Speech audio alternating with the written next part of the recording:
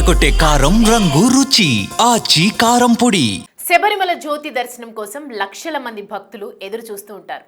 ఏడాదికి ఒకసారి కనిపించే జ్యోతిని దర్శించుకునేందుకు ఉత్సాహం చూపిస్తారు అయ్యప్ప స్వాములు. అయితే మకర సంక్రాంతి రోజు కనిపించే మకర విలక్కు అంటే మకర జ్యోతి మహోత్సవాన్ని పురస్కరించుకొని శబరిమలలో భక్తుల రద్దీ నియంత్రణ, భద్రతపై కేరళ హైకోర్టు కీలక ఆదేశాలు జారీ చేసింది. పరిమిత సంఖ్యలో మాత్రమే భక్తులను అనుమతించింది. దీనిపై పూర్తి వివరాలు ఈ స్టోరీలో తెలుసుకుందాం. అయ్యప్పను జ్యోతి స్వరూపుడిగా భావించి దర్శించుకునేందుకు బారులు తీరుతారు అయ్యప్ప మాలదారులు. మండలం రోజుల దీక్ష చేపట్టే సమయంలోనే జ్యోతి దర్శనానికి వెళ్లేందుకు ఏర్పాట్లు చేసుకుంటారు.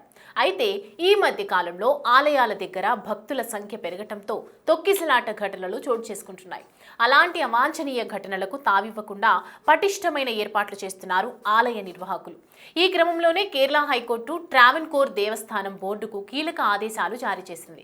జనవరి 14 మకర విలక్కు రోజున దర్శనానికి వచ్చే భక్తుల సౌకర్యార్థం వర్చువల్ క్యూ బుకింగ్స్ ను ఏర్పాటు చేసింది. అందులో కేవలం 30,000 మందికి మాత్రమే పరిమిత దర్శన టోకెన్లు జారీ చేయాలని కోర్టు స్పష్టం చేసింది. పాస్ లేని వారిని, అలాగే బుకింగ్ చేసుకున్న తేదీ లేదా సమయం దాటి వచ్చిన భక్తులను శబరిమలలోకి అనుమతించొద్దని స్పష్టంగా తెలిపింది.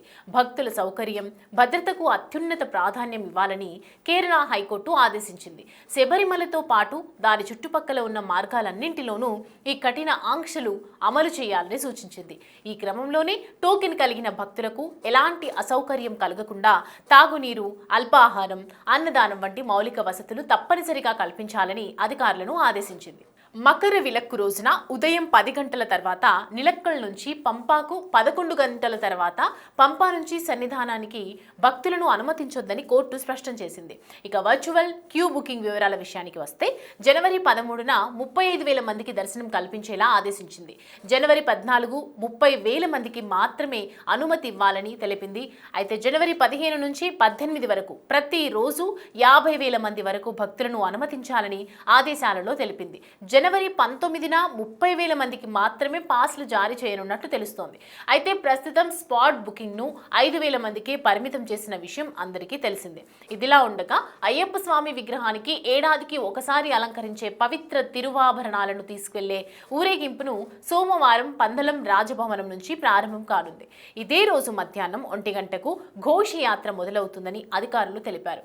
ఏదేమైనా కేరళ హైకోర్టులోని జస్టిస్ వి రాజా విజయ రాఘవన్, జస్టిస్ కెవి జయకుమార్లతో కూడిన దేవస్వం బెంచ్ జారీ చేసిన ఆదేశాల మేరకు శబరిమలలో ఈసారి భక్తుల భద్రతే లక్ష్యంగా కట్టుదిట్టమైన ఏర్పాట్లు జరగనున్నాయి. కేరళ హైకోర్టు ఇచ్చిన తీర్పుపై మీ అభిప్రాయాన్ని కామెంట్ రూపంలో తెలియజేయండి.